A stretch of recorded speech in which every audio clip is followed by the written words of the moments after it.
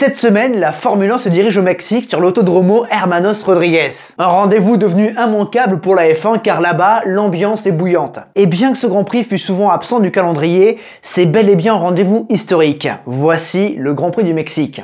Bonne vidéo.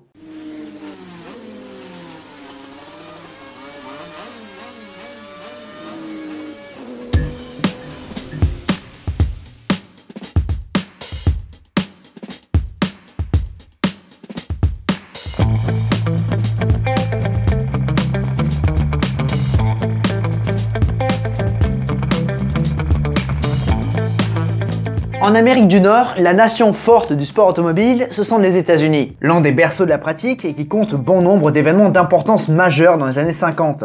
Les 500 miles d'Indianapolis ou les 12 heures de Sebring pour ne parler que d'eux. Le Canada, via sa proximité avec le pays de l'oncle Sam, a également développé une culture sport automobile. En revanche, pour le Mexique, c'est plus timide. Et oui, quand t'as moins d'argent, tu t'intéresses moins aux choses qui coûtent cher. Cela dit, le Mexique n'est pas totalement étranger de la course automobile, car un gros événement se tient régulièrement là-bas, la Carrera Panamericana, dont la première édition, tenue en 1950, est carrément organisée par le gouvernement mexicain. D'emblée, cette course attire énormément de monde, beaucoup de catégories représentées par les plus grands constructeurs et les plus grands pilotes du monde. Si vous pensez à un nom connu de l'époque, il y a de très fortes chances qu'il ait participé à cet événement qui place le Mexique sur la carte du sport automobile international. Et ce, même si cet événement s'arrête en 1954 après seulement 5 éditions. Mais le Mexique compte bien réapparaître sur la scène internationale, en témoigne la construction d'un circuit en plein cœur de la capitale Mexico. Un peu comme Monza, ce tracé est construit dans un parc, le parc Magdalena Michuca, au sud de la ville. Le circuit prend le nom du parc. 2 ans plus tard, le premier Mexicain débarque en Formule 1, il s'agit de Ricardo Rodríguez, le petit frère de Pedro. Ricardo montre son talent. À Monza, au volant d'une Ferrari, il prend la 2e position en qualification de son tout premier Grand Prix. Malheureusement, il est victime de problèmes de pompe à essence. Toujours avec Ferrari en 62, Ricardo parvient à prendre la 4e position du Grand Prix de Belgique, sans oublier sa 2e place au Grand Prix de Pau. Et c'est d'ailleurs en 1962 que le Mexique accueille son tout premier Grand Prix. Ce dernier accueille la Formule 1 mais ne compte pas pour le championnat. Et pour cette première édition, malheureusement, Ricardo Rodríguez se tue durant les qualifications au volant de sa Lotus 24. Cette première édition du Grand Prix mexicain, endeuillée par la mort d'un de ses fils, est remportée par Jim Clark et Trevor Taylor qui se sont partagés leur Lotus 25. Et l'année suivante, le Mexique fait partie du calendrier du championnat du monde. Décidément, la F1 a été conquis. Pour cette 2e édition, Jim Clark s'impose de nouveau, cette fois-ci en solitaire et toujours avec la Lotus 25 avec laquelle il remporte le championnat du monde.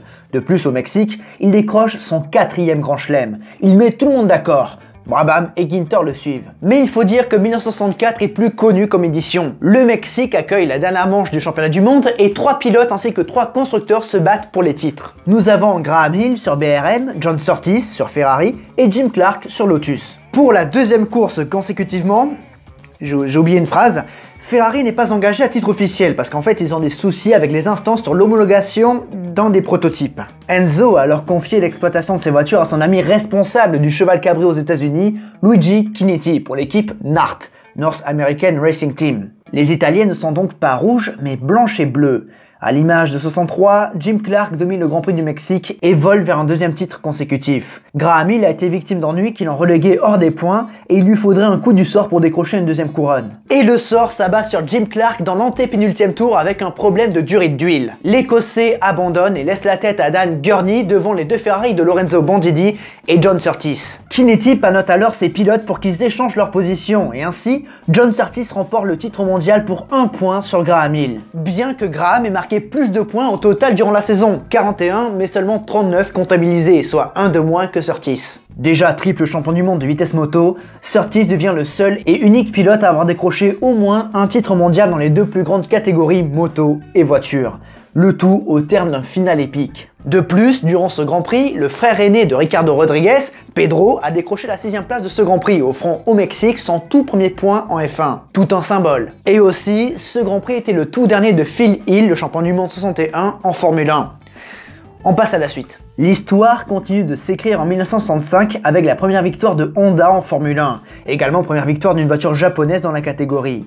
Tout cela aux mains de Richie Ginter qui prend sa seule et unique victoire en Grand Prix pour son 14e et dernier podium. Oui, beaucoup de premières et de dernières à Mexico. Et c'est pas fini. En 66, John Surtees décroche sa 5e victoire en F1, tandis que Richie Ginter et Heinz Ireland, tous deux pas champions mais victorieux, achèvent leur carrière en F1. En 1967, c'est ici que Denny Hulme remporte son seul et unique titre mondial. Un bel accomplissement pour le Kiwi que peu de gens voyaient prendre une couronne un jour. Mais je vous invite à aller voir la vidéo de Formule Blabla sur les champions du monde oubliés. Le Mexique est décidément une terre de sacre, car après 64 et 67, c'est Graham Hill qui prend sa 2e et dernière couronne mondiale en 68. 69 est une édition sans histoire remportée par Denny Hulme, de même que 70 qui est remportée par Jackie Hicks. Cela dit, cette édition de 70 est le 123e et dernier Grand Prix du triple champion du monde Jack Brabham. Donc, fait notable. Dans les années 60, le Mexique s'est donc fait une place en Formule 1, mais cette dernière devient de plus en plus exigeante avec la sécurité. Et ce Grand Prix est victime de son succès, avec plus de 200 000 personnes présentes pour voir la course, il y a pas mal de débordements. Les organisateurs n'arrivent pas à contrôler le public qui se met en danger et met en danger les acteurs de la piste. Et en 70, Jackie Stewart a même roulé sur un chien. Ces agissements mettent cet événement sur la sellette. Prévu en 1971, ce Grand Prix est finalement annulé après la disparition de Pedro Rodriguez.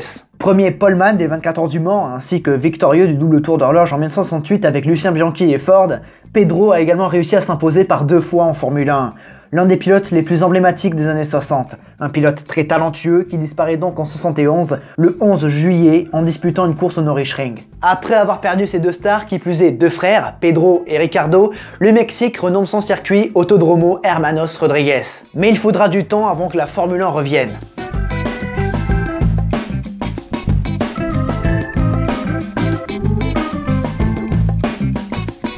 Il faudra plusieurs tentatives pour que le Grand Prix du Mexique revienne au calendrier. En 1980, il sera d'ailleurs au programme, mais finalement il sera annulé. Du coup, c'est l'IndyCar, le kart à l'époque, qui a occupé ce circuit en 80 et en 81. Mais pour la F1, il faut attendre 1986. Pour cela, les organisateurs ont modernisé et légèrement modifié le tracé, et c'est en fin de championnat disputé par 4 fantastiques que le Mexique revient. Si jamais vous voulez le détail de cette édition historique, vous savez où trouver cette vidéo. Ce tracé est situé à plus de 2000 mètres d'altitude, ce qui fait de ce Grand Prix le plus haut de l'histoire de la Formule 1. Ce qui a pour effet de poser des problèmes au moteur avec une densité d'air moins importante. Les propulseurs perdent donc un petit peu de puissance. Enfin un petit peu... c'est pas négligeable. De plus, pour son retour, les pilotes se plaignent d'un tracé bosselé et très sale. Pour cet avant-dernier Grand Prix de la saison, Nigel Mansell, leader du championnat, a sa première balle de match. Mais le moustachu est malade. Durant le week-end, il n'a pas suivi les recommandations pour l'eau. Et du coup, il se tape une belle tourista, la chiasse. Pour ce qui est du sportif, c'est Gerhard Berger, la révélation de la saison avec son équipe Benetton, qui surprend tout le monde. L'Autrichien prend le pari de ne pas passer par les stands et il résiste à Prost et Senna pour décrocher sa première victoire en Grand Prix, de même pour Benetton. En 1987, la course est marquée par l'énorme accident de Derek Warwick à la sortie du banking du dernier virage à la mi-course, provoquant ainsi un drapeau noir, qui est équivalent à un drapeau rouge aujourd'hui. Si Piquet a franchi la ligne d'arrivée en premier, c'est bien Mansell qui s'est imposé par addition du temps des 2 manches. Ce dernier virage posera d'autres problèmes à d'autres pilotes. Ce banking est un virage très rapide qui permet d'amener beaucoup de vitesse malgré les grosses bosses. Mais attention car le hors-trajectoire est très punitif. En 1988, en qualification, Philippe Alliot a été victime d'un terrible accident à sa sortie, déstabilisé sur le vibreur. Sa Larousse a été détruite mais heureusement, le Vauvéen s'en sort parfaitement indemne. Il sort en rampant de son épave et se tient bien sur ses jambes. L'année suivante, Jonathan Palmer est la victime de ce dernier virage. 2 ans plus tard, c'est au tour de Bertrand Gachot, victime d'une crevaison, ainsi que d'Ayrton Senna. Le poliste est victime de l'un de ses plus gros accidents en carrière. Secoué, le Brésilien s'en sort indemne et avouera avoir été un petit peu optimiste en tentant de passer en fond de 6 cette terrible courbe. Ce banking sera d'ailleurs supprimé en 92. Bref, à partir de 1988, le Grand Prix du Mexique est déplacé au printemps. Les McLaren réalisent facilement le doublé durant cette édition. En 89, Senna s'impose devant Patrese et Alboreto qui prend son 23e et dernier podium. Je garde l'édition de 1990 sous silence parce que, vous l'avez compris, on en parlera dans quelques semaines avec la série 1990 Le Bras de Fer. En revanche, ce que je peux vous dire, parce que ça reste quand même une vidéo sur le Grand Prix du Mexique, c'est que 1990 est connu pour être la masterclass d'Alain Prost. Mais c'était aussi le 100e Grand Prix d'Ayrton Senna. En 91, c'est Williams qui domine et réalise le doublé avec Riccardo Patrese qui décroche sa 4e victoire en Grand Prix. En 92, le Mexique est carrément la deuxième course de la saison et Williams atomise la concurrence. Nouveau doublé, mais dans l'ordre inverse cette fois-ci, Mansell devant Patrese. Troisième, on retrouve une toute nouvelle tête sur le podium de la Formule 1, un certain Michael Schumacher. Malgré la joie du jeune pilote allemand sur le podium, l'état d'esprit des pilotes était tout autre durant ce week-end. En effet, ils se sont montrés très critiques sur les bosses du tracé qui n'ont pas été gommés. De plus, la pollution dans la capitale mexicaine pose de vraies questions et tout cela fait partie des raisons qui poussent la F1 à quitter une nouvelle fois le Mexique.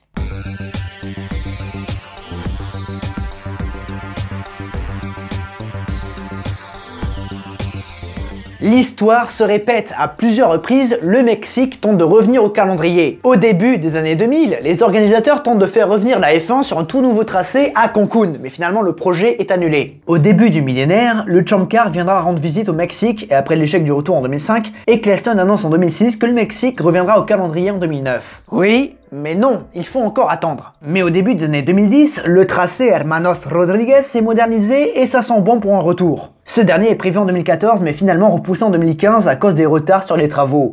La F1 retrouve donc le Mexique 23 ans après sa dernière apparition. Le public est nombreux et les pilotes découvrent un tracé modernisé mais ayant conservé son ADN d'origine avec son secteur de gauche, droite, gauche, droite, gauche, droite.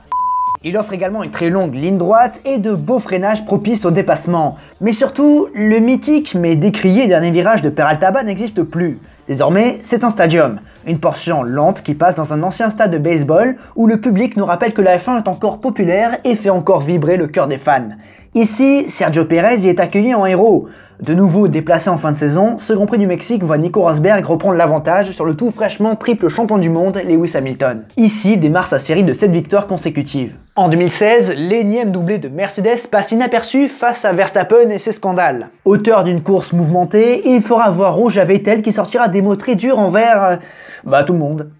Verstappen termine 3ème mais est finalement pénalisé pour ses manœuvres antisportives. Vettel récupère donc la 3ème place avant d'être pénalisé à son tour en vertu de la règle Verstappen qui interdit de bouger dans la zone de freinage. Ce qu'il a fait sur Ricciardo qui récupère en 3ème larron la 3ème place. Le Mexique est de nouveau terre de sacre en 2017 avec Lewis Hamilton qui peut remporter sa 4ème couronne mondiale. Le tout face à Vettel qui sort d'une tournée aux antipodes cauchemardesque. Les deux prétendants s'accrochent même au départ étant dans le classement. Devant, Verstappen mène une course très propre pour prendre sa 3ème victoire. De plus, le néerlandais prend un tour à Hamilton qui termine seulement 9ème. Mais cette 9ème place est suffisante pour décrocher un titre mondial. Sur le très particulier podium qui fait face aux tribunes du stadium, Raikkonen s'illustre. Alors que les trois marches laissent leur place à une scène de DJ, Raikkonen en profite pour boire un coup. À sa façon. 2018 ressemble beaucoup à 2017. En effet, Max Verstappen s'impose et Lewis Hamilton prend son 5ème titre mondial et reçoit dans le parc fermé les félicitations de son rival Sebastian Vettel. En 2019, Lewis Hamilton et Sebastian Vettel se disputent la victoire et cette dernière tombe entre les mains du sextuple champion du monde. Il s'agit également de la 100ème victoire de Mercedes. La situation sanitaire éloigne le Grand Prix du Mexique du calendrier 2020, mais heureusement pour les nombreux fans, il revient en 2021. Et heureusement parce que Pérez pilote désormais une Red Bull. La lutte pour le titre est âpre entre Lewis Hamilton et Max Verstappen. Mais après Austin, le néerlandais donne une nouvelle leçon à Mercedes et Hamilton qui ne manqueront pas de leur rendre l'appareil dès la course suivante au Brésil. Et derrière ces deux monstres qui luttent pour la couronne, Sergio Pérez termine 3ème et offre un moment très fort à tous ses fans mexicains, son père le premier. En 2022, le Grand Prix était plutôt sans histoire et voyait le même résultat qu'en 2021.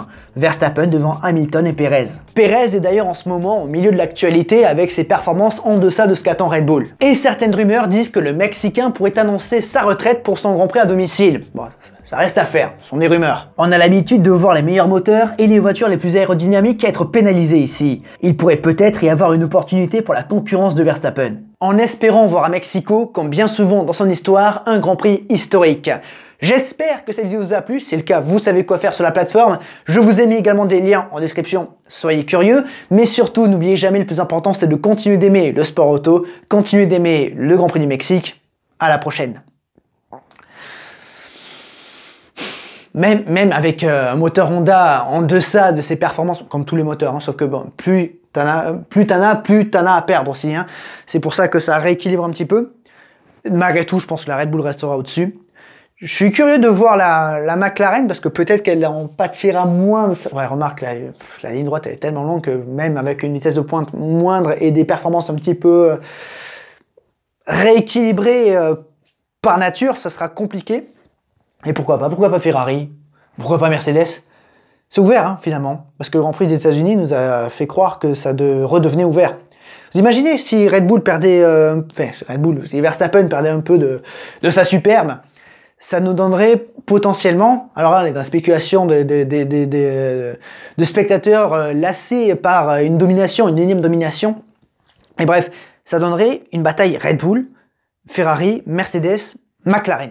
Et pour le peu qu'Aston Martin revienne devant, imagine une bataille à 5. Et pour le peu que Alpine revienne, non là c'est trop, faut pas trop demander non plus.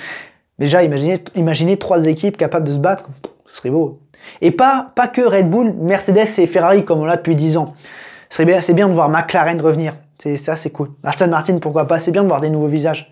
Et je pense, de toute façon, je m'en fais pas trop pour eux, même si plus ça traîne, plus on en parle. Mais une victoire de Norris, ce serait beau à voir. Une victoire de Piastri serait beau à voir, mais je pense que ça arrivera. Pourquoi pas ce week-end au Mexique? Est-ce qu'il peut se passer des choses? À voir. Des bisous.